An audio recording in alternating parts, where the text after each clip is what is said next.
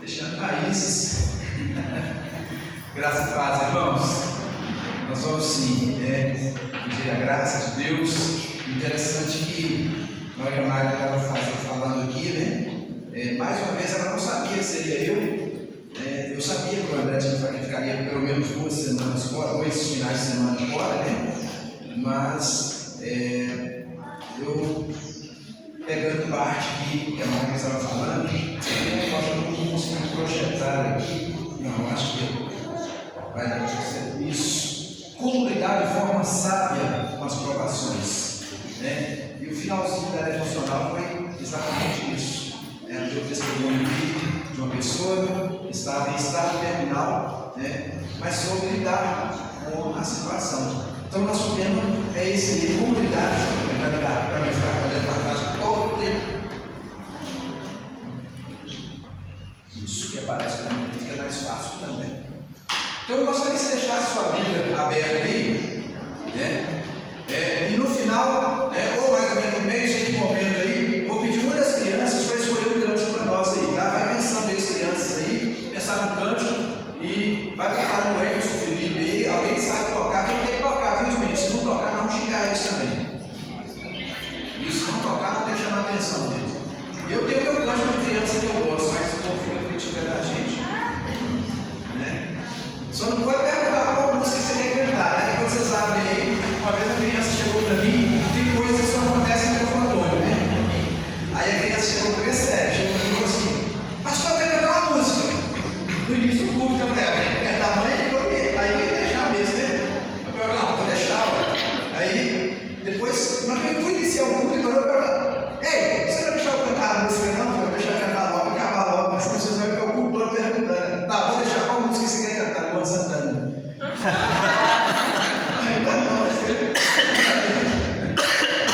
Então, vai ensinando os meninos aí, eu não pode Luan Santana, não. Então, vai preparando aí as crianças para fazermos uma parte aqui, né?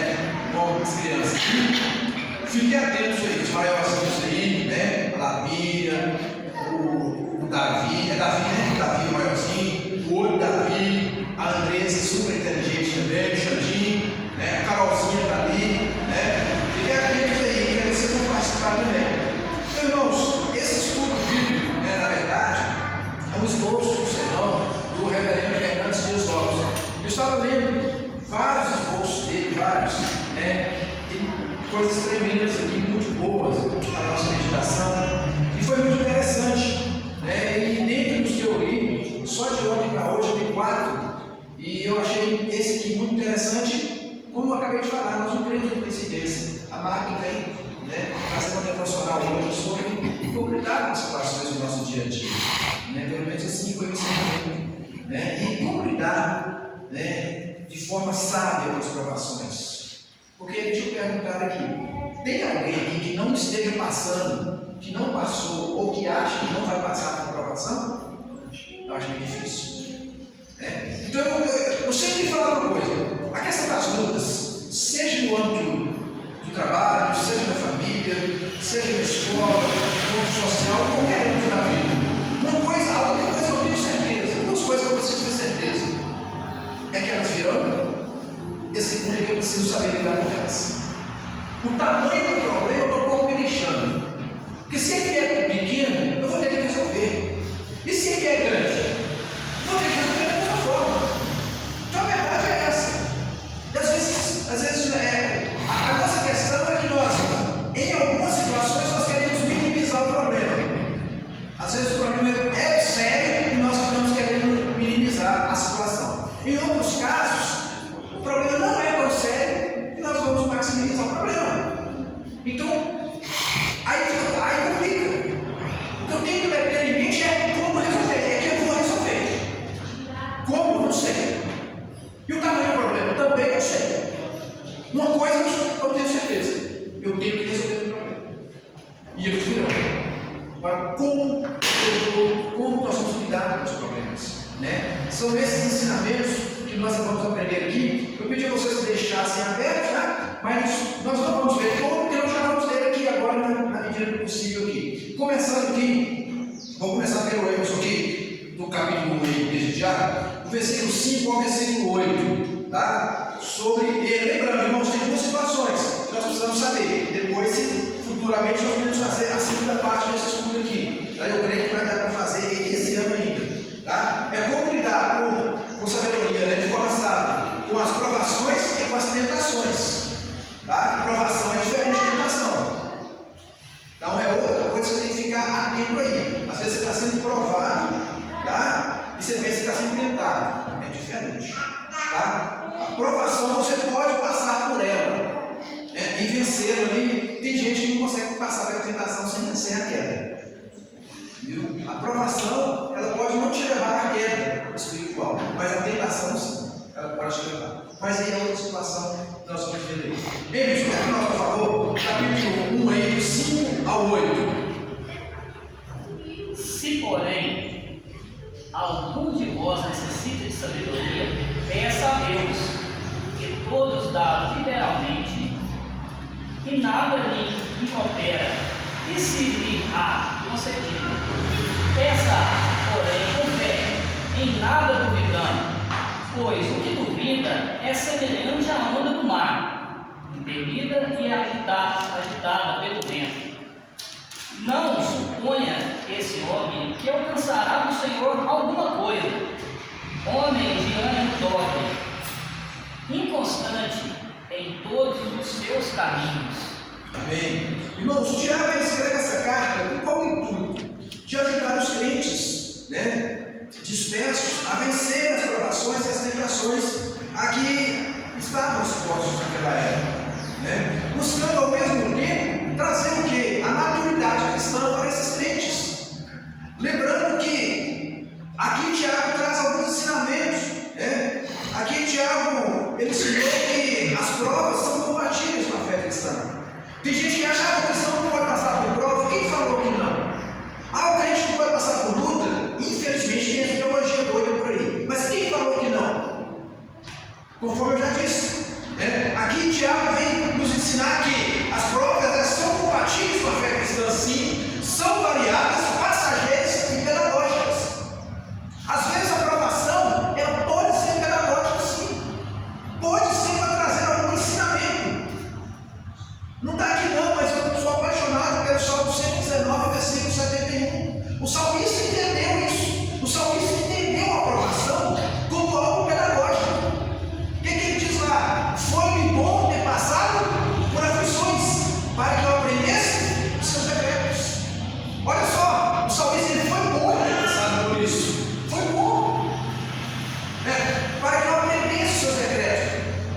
Nós hoje mudamos um pouco esse discurso, esse versículo, né? Às vezes, principalmente quando vamos falar para os outros. Eu vou falar a frase aqui agora, e só quem sorri é porque já falou ela também. Foi bom você ter passado, nem fez, você quebrou a cara. Não é? A minha médica fala, minha amiga também. Tá vendo? Quem que me falou no quadro? Quem me falou isso? Foi bom, tá vendo? Nem fez. Bom você quebrou a cara. Normalmente eu falo isso no filho, né? Não escuta você, tem que quebrar a cara mesmo. Eu já conversei com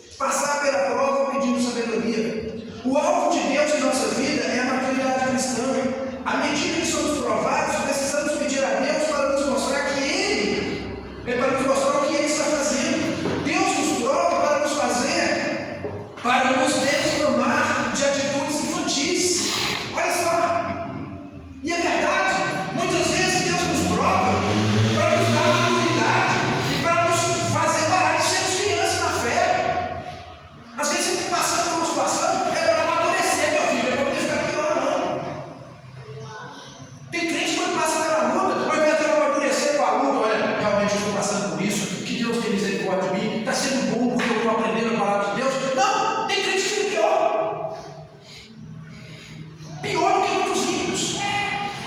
Fala, Paulinho. E na oração nossa tem uma grande diferença entre isso aí, Márcio.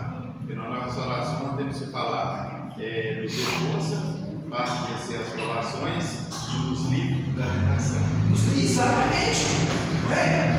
Sabe, gente, eu preciso entender que quando eu estou sendo provado, eu preciso de quê? Sabedoria para lidar com o problema. Porque se eu não agir com sabedoria, meu irmão, é perigoso. É perigoso. E tem alguns exemplos de pessoas que foram provadas, até serem aprovadas. Porque muitas vezes nós queremos ser aprovados de uma vez. Já queremos logo ser aprovados. Olha só que interessante. Deus trabalhou 25 anos na vida de Abraão antes de dar a primeira promessa.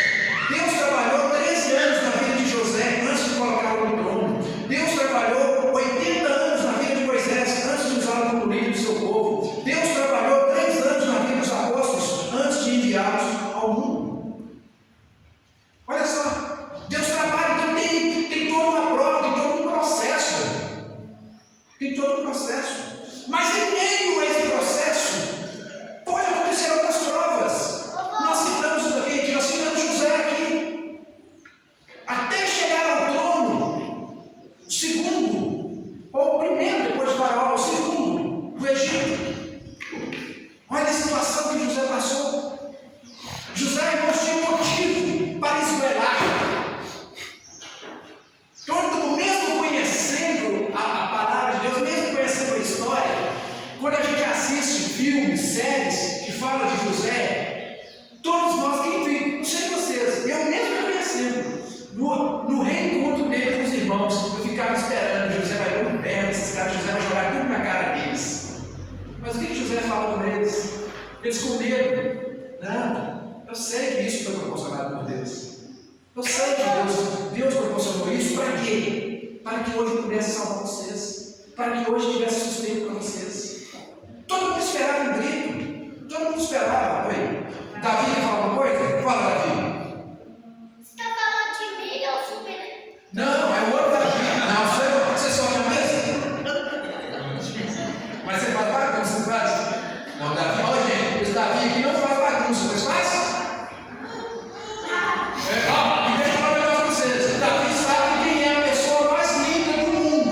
Eu já vi Jesus! Jesus, não sou eu para você, cidade. Tudo bem, ele não nasceu de pior forma. Então, irmãos, olha só, nós precisamos entender isso.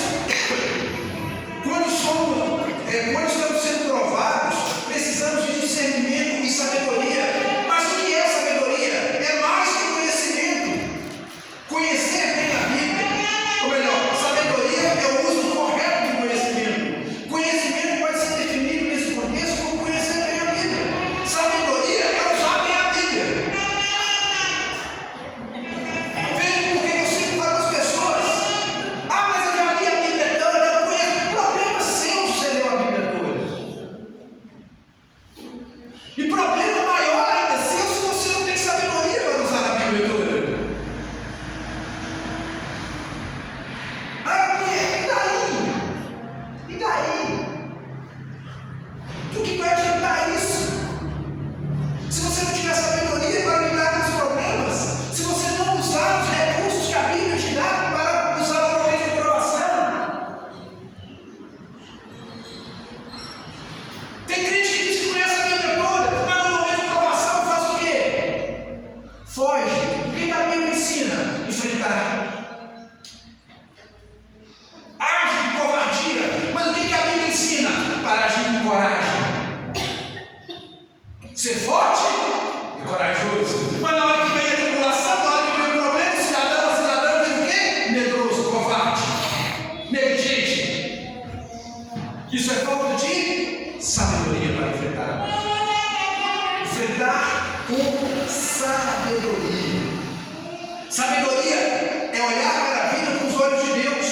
O sábio busca maturidade e não prazer. Olha só. O meu sofrimento, ele tem que me trazer esse conhecimento, tem que me trazer maturidade.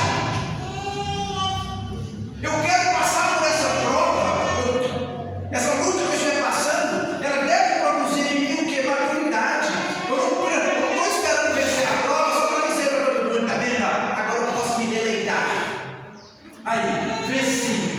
Aí, venceu, você aprendeu o quê? O que você tem a passar para o outro em cima desse sofrimento que você passou? Qual o exemplo que você tem? O que você pode falar sobre fé? O que você pode falar sobre mudança de vida com respeito a isso que está acontecendo na sua vida? Então, a sabedoria é isso, irmãos. É olhar a vida com os olhos de Deus.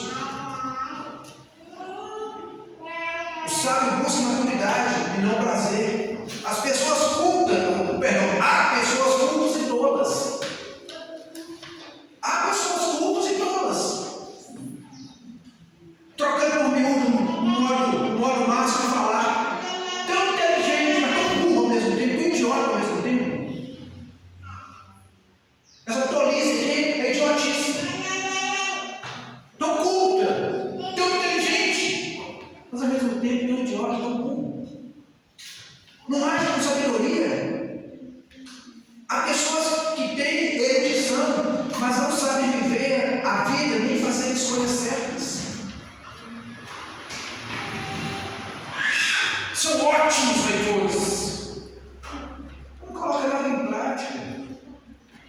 Então isso aí é falta de sabedoria. Eu preciso aprender que quando eu sou provado, eu preciso pedir a Deus sabedoria para esse momento. E é muito interessante isso, irmãos. Sabe por quê que eu preciso de sabedoria? Porque vamos pegar um caso que é comum bem na vida de qualquer um. Praticamente todo mundo aqui já passou ou está passando por isso. Enfermidade na família. Por que eu preciso de sabedoria para lidar com a enfermidade? Porque Deus pode não querer me curar daquela enfermidade. E aí eu preciso entender biblicamente, se Ele não me curar, Ele vai me ensinar a conviver com ela. Ele vai me dar discernimento para saber lidar com a situação. Porque tem duas coisas, irmãos, com respeito a nesse sentido de cura, de luta contra a enfermidade, são duas situações simples. Ou Deus vai te curar, ou Ele vai te ensinar a viver com aquilo. De ensinar no sentido também de te dar recursos para viver. Agora, nós precisamos de quê? Sabedoria para lidar com a situação. Sabe por quê? Porque se eu não tiver sabedoria, em qualquer momento eu vou chutar o balde. Por quê? Porque eu não tive sabedoria para lidar com a situação. Aí daqui a pouco eu estou virando ateu. Porque Deus não te curou. Meu irmão, Deus não te curou, mas Ele te deu condições de viver, passar por essa situação. Ele te sustenta em meio a essa situação. Então é preciso, irmãos, entendermos. Uma das formas de lidar com a provação, quando sermos provados, nós precisamos pedir Deus sabedoria. Já foi lido, mas eu gostaria que fosse lido novamente, hein, Maísa? Lê para nós aí, versículo 5 aí. Somente o versículo 5, capítulo 1. Porque quando somos provados, precisamos conhecer o caráter de Deus. Se, porém, algum de vós necessita de sabedoria, peça a Deus, que a todos dá liberalmente e nada lhes impropera, e sempre há concedido. Amém. Então, quando somos provados, irmãos, precisamos conhecer o caráter de Deus. Tiago nos ensina aqui, irmãos, três coisas sobre Deus nesse versículo. É da natureza de Deus dar. Deus é a fonte da sabedoria e Ele é o doador. Tá? Então, três coisas simples que nós precisamos aprender. O dar é da natureza de Deus. Está nele isso. Ele é a fonte da sabedoria. E Ele mesmo é o doador dessa sabedoria. Então, tudo se resolve com Deus. Mas eu preciso entender, irmãos. Eu preciso conhecer o caráter de Deus. Se eu não conhecer o caráter de Deus, eu vou ter dificuldade nas provações. Eu não vou conseguir passar nas provações. Quando eu entendo que Deus é soberano, o que eu entendo com isso? Deus é soberano. Quando eu estudo a soberania de Deus, eu estou dizendo o que com isso? Que Deus tem o controle de tudo, amigo. Que Ele é absoluto. Que aconteça o que acontecer, Ele é absoluto. Já viu aquela expressão? Eu conheço o Deus possível. Eu conheço Jesus. E é por isso, irmãos, que nós temos que tomar cuidado até com as coisas que nós cantamos, com as frases, com o nosso dia a dia. A gente sempre fala isso aqui, né? Eu particularmente falo que é o crente mais mentiroso na hora que canta. Se Deus fizer, Ele é Deus. Se não fizer, Ele é. Mas é mesmo? Deus continua sendo Deus na sua vida? Quantas pessoas que você conhece que Deus não é o mesmo Deus na vida dele após a tribulação? Ou durante a fase de tribulação? Durante o período de tribulação? Deus é o mesmo? É. Por que você não serve ele da mesma forma? Deus é o mesmo? É. Por que você não faz as mesmas coisas? Interessante, não é? Isso é contraditório e muito contraditório. Deus é Deus. Por quê? Porque Deus sustenta o pastor Márcio na igreja. Mas se tirar o salário dele, ele é Deus? E aí, como é que fica? E quando as coisas não saem do jeito que o Márcio quer, ele é Deus? E quando as coisas não saem do jeito que a Juliana quer, ele é Deus? Ele só vai ser Deus para mim, irmão, se eu conhecer o caráter, meu Deus. Você conhece o caráter de Deus? Você sabe realmente quem é Deus? Quem é Deus na sua casa? Quem é Deus no seu trabalho? É uma boa forma, irmãos, de enfrentarmos as dificuldades, a provação. A generosidade de Deus não é ilimitada. O texto que a Maísa leu, o que ela disse? Que Deus dá deliberadamente. Pode ficar tranquilo, não vai faltar. Pode pedir, pode pedir. A generosidade de Deus é ilimitada. Deus ele não tem um princípio, ele não tem um fim. Ele é eterno. E a sua generosidade, a sua bênção, a sua graça, a sua misericórdia também é eterna. É para sempre. O que eu preciso aqui? O que eu preciso então, Márcio? Nesse momento, eu preciso agir com sabedoria. Eu preciso entender o caráter de Deus que eu digo que sirvo. Eu gosto muito de uma frase que eu vi na minha adolescência, estampada bem no peito de uma camisa. Andar com Jesus no peito é fácil. Difícil é ter peito para andar com Jesus. Andar com ele no peito é fácil. É só eu falar com as pessoas.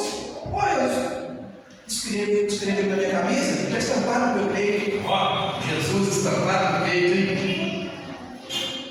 Eu vi um sermão muitos anos atrás, não me lembro totalmente dele, mas o pedaço mais me marcou desse sermão, não foi nem Betinho. Eu estava morando lá na época, eu tinha 18 anos. E o tema desse sermão era as marcas de Cristo, carregando no corpo as marcas de Cristo.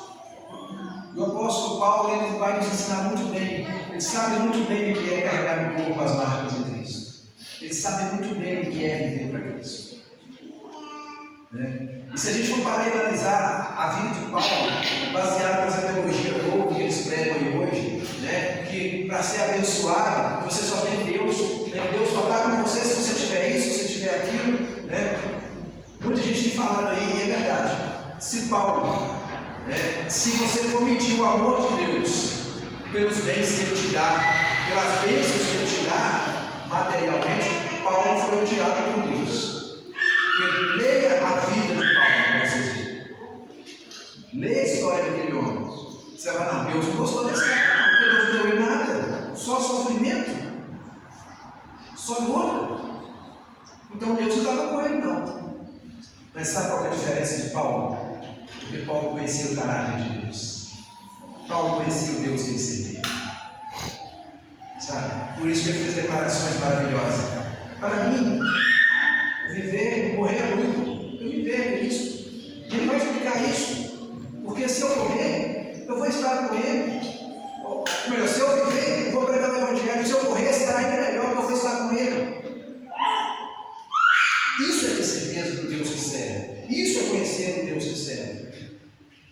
Será que de fato nós conhecemos o Deus que nós servimos? Como nós agimos?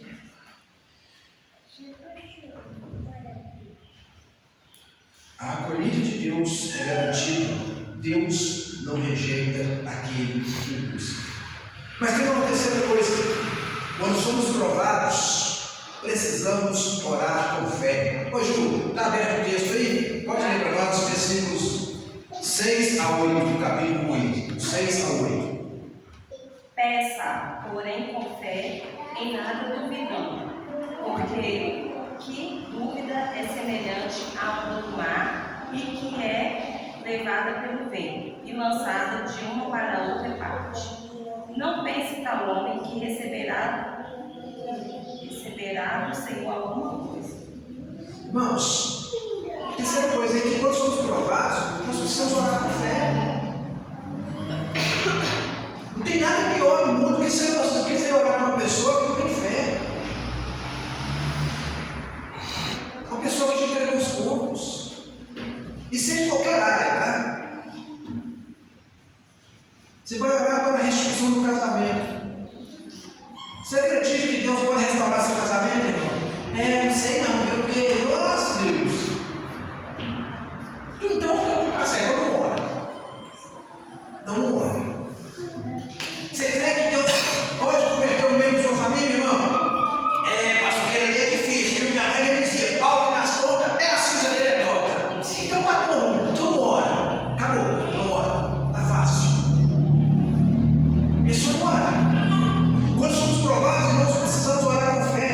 Tiago compara o homem que ora a Deus, mas a dúvida. Então tinha três figuras.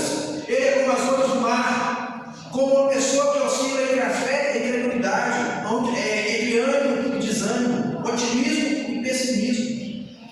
Ora está no alto, ora no vale. Um dia fervoroso, outro dia abatido. Ele é também como um homem que tem duas mentes em sua boca. Aqui o pastor coloca aqui sobre a palavra grega, duvidando, né? Diagrimonaio, significa duas mentes. É uma pessoa dividida entre duas mentes. A fé diz sim, mas a descrença diz não. Uma hora ele diz sim, outra hora ele diz não. Ele ainda é como duas almas em um só corpo. Que a palavra grega, dobre, essa aqui, ditsu bushoi, significa duas almas, almas divididas. É tentar andar em dois caminhos, é tentar servir a dois senhores. A pessoa que não tem fé é isso aqui. Aquela pessoa que uma hora está crente demais, outra hora está ruim demais. A mesma hora que está louvando, ele já está chorando.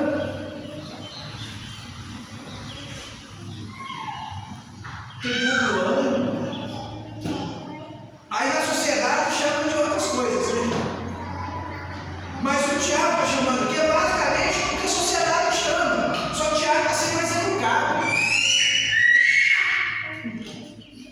Se eu tivesse escrevendo o grau de Tiago aqui, eu ia escrever diferente. Eu ia escrever duas caras, hipocrisia, falsidade. A mesma hora que está gritando que Deus é o Senhor, que não fala de fazer besteira. A mesma hora que está dizendo que Deus é a vida, o miserável está falando de suicidar. Nossa, pastor, essa semana me passou a minha cabeça a vontade de suicidar. Quê? Um crente falar que tem vontade de suicidar? Tem sentido? E eu acho isso interessante, porque não passando pelo problema, passa a vontade de suicidar, mas não passa a vontade de passar o dia todo na igreja orando, né? Por que o cara fica em Deus? Isso prova que ele tem uma segunda opção, ou talvez a primeira, né? Talvez a primeira. Não, pastor, nessa semana eu tenho vontade de fazer uma besteira. Fazer uma besteira? Nunca chega, nunca. Estou falando, eu não sei outros líderes. Nunca chega pra gente e fala, pastor, essa semana me bateu uma vontade de orar o dia todo na igreja, assim, quase que eu ia te pedir a chave para abrir a igreja. Mas por quê? Mas me deu um desespero, uma vontade de orar. Não, você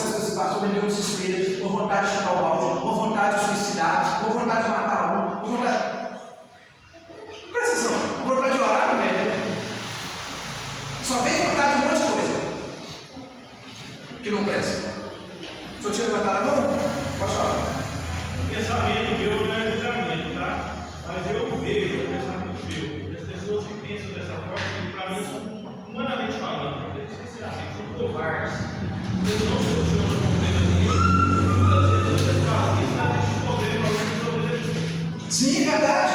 Verdade, porque usam algumas situações como funda.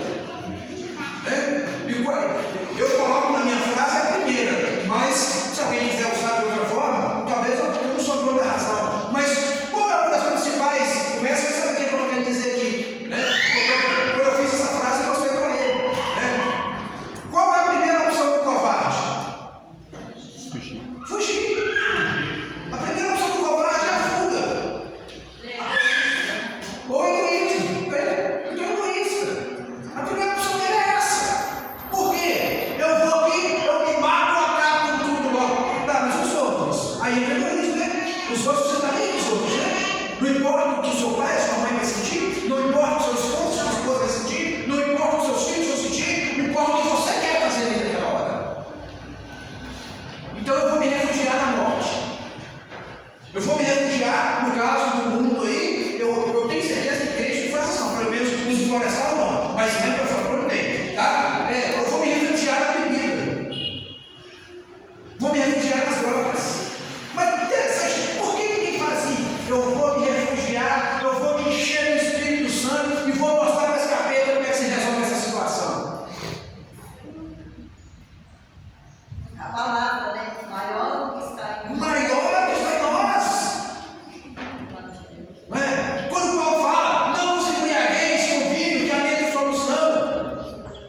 Ele não está te dando base para você beber, não, irmãos. Ele está dando base para você beber, não. Ele está fazendo uma comparação. Que se embriagar com vinho e encher do espírito, é melhor se encher do espírito. Tem gente que pega esse texto e distorce isso aí para levar cerveja para casa. Ele não está dando base para beber, não. Paulo está fazendo comparação. O que é se embriagar com vinho e o que é ser cheio do Espírito. É preciso, irmãos, nos aproximarmos do Senhor. Pedro nos ensina isso, que aquele que se aproxima do Senhor precisa se aproximar confiadamente. Se aproxime com confiança.